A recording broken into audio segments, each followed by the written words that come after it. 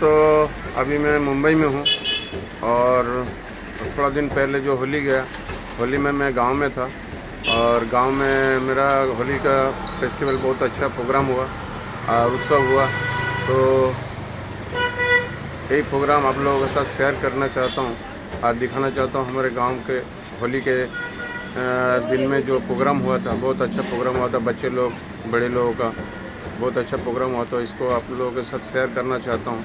तो चलिए पीछे मुड़ के देखते हैं और आप लोगों को दिखाते हैं हमारे गांव का होली का उत्सव।